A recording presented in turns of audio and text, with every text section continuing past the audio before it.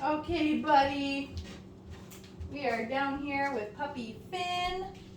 What are you doing, mister? Oh, he is already on that flirt pole. What is that? Good boy. This is our week 1 video recap for Finn. You're going to start with a little bit of play. Whoa, wipe out. There you go, Bubs. You got it.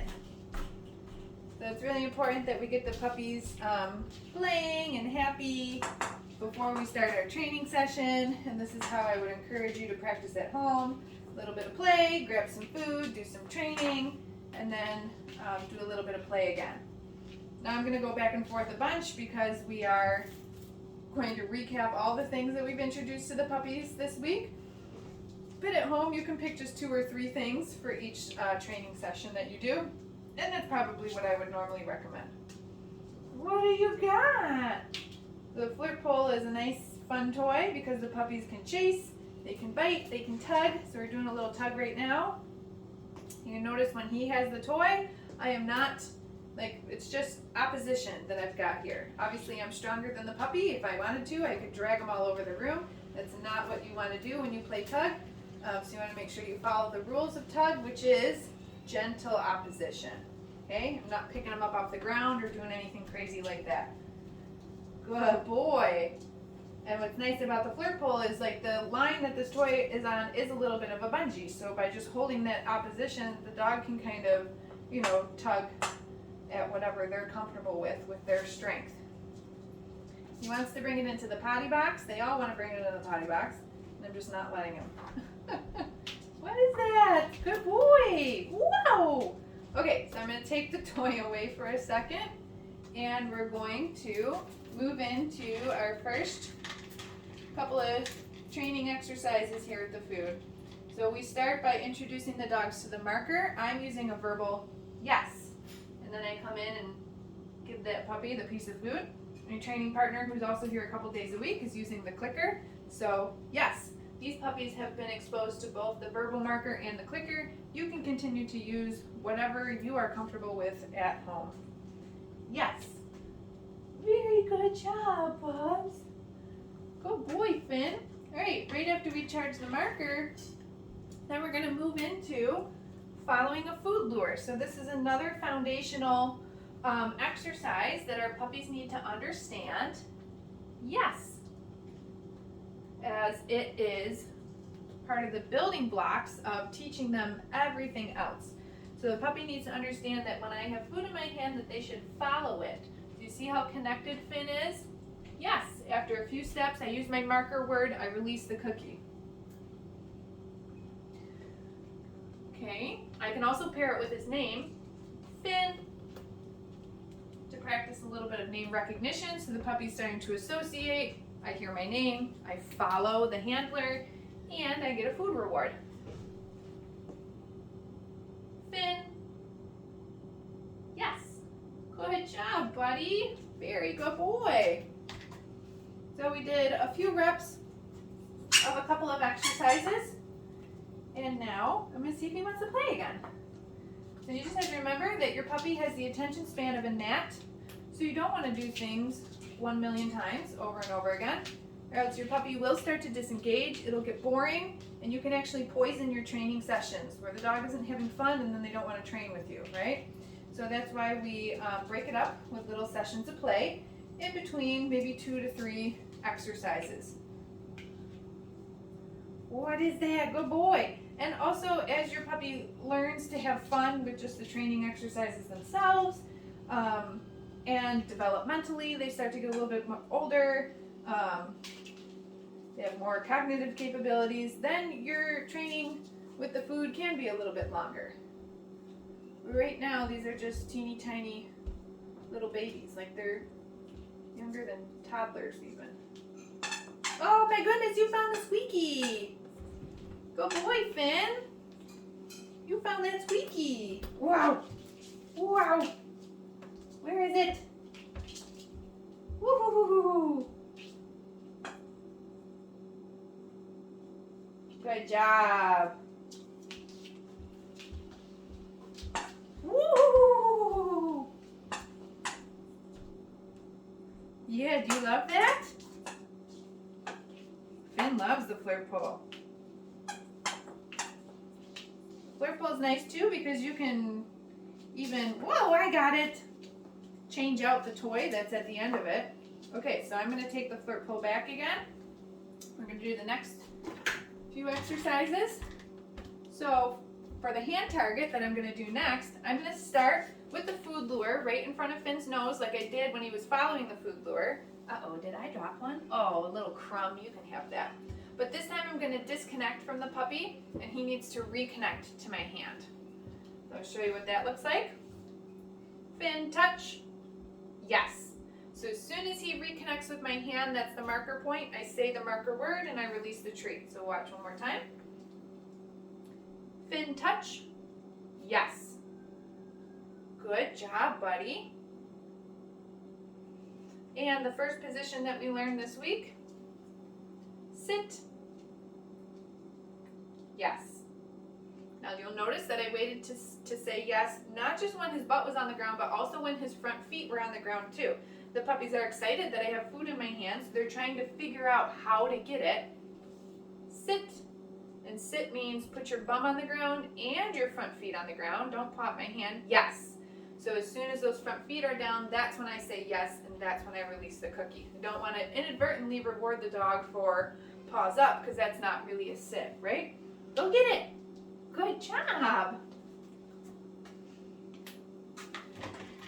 Okay, and then the next thing that we did was we introduced the mat.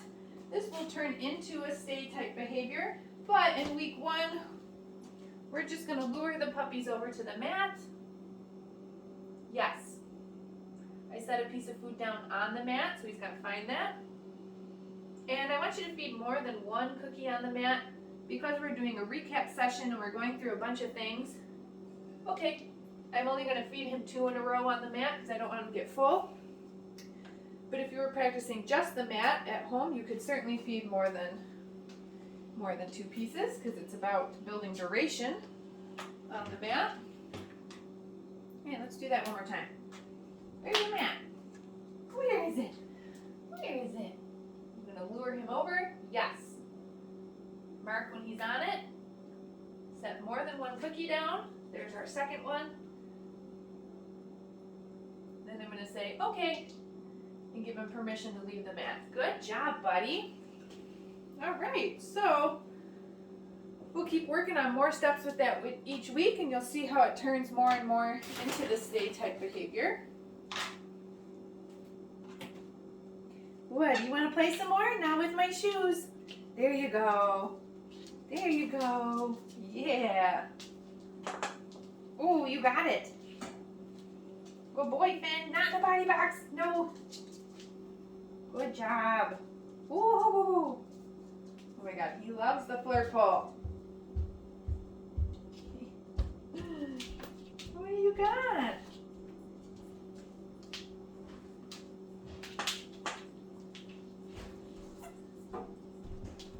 Where are you going to take it? Where are you going to take it? Good job. Good job.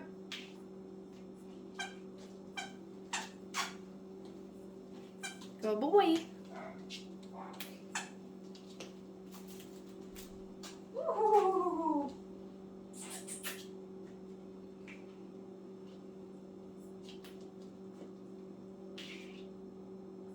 What do you got? Whoa. Whoa. Good boy. Whoop, I got it. Okay, there's a couple more things that we're going to do with Finn. So I'm going to put this back up here for now.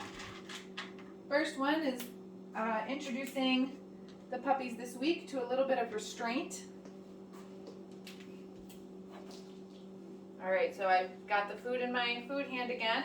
With my opposite hand, yes, I'm going to bring that underneath the puppy's belly, almost giving him like a little bit of a bear hug, marking that with my marker word, and releasing the cookie. Yes, good job. So this is kind of the first step in how your puppy will be restrained at the groomer and at the vet office. So we want to make sure that the puppies are comfortable with being handled like this right off the bat. Yes, Your dog is going to need a lifetime of grooming and veterinary care, so it's very important that they tolerate restraint when they go to those places. Go get it! Nice job, Finn.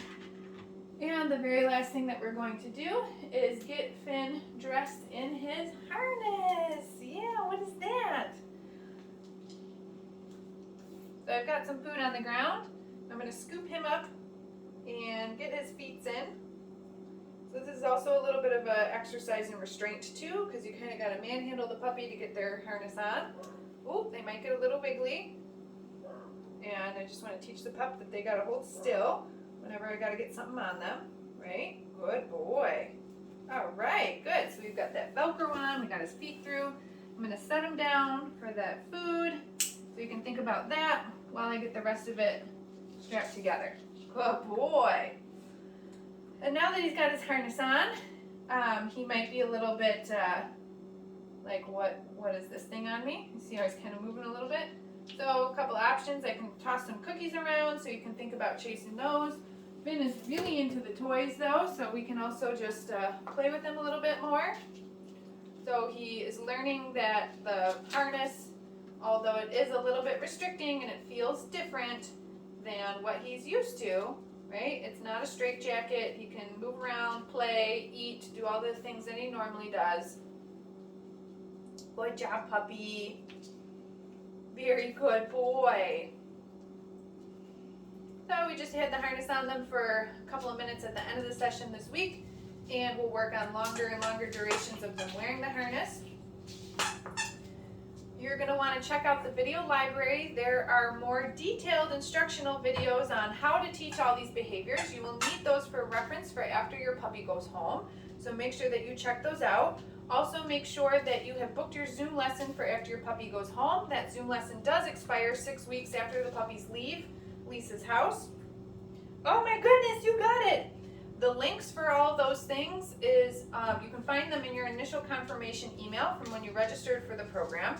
The subject line for that email is something like new appointment, stay and train Zinnia's puppies. If you don't see that email, please check your spam folder. You're going to need it to access everything. And if you have any questions, you can certainly shoot us an email. But Finn did great, and ooh, give me that toy. Here we go. We'll see you guys next week.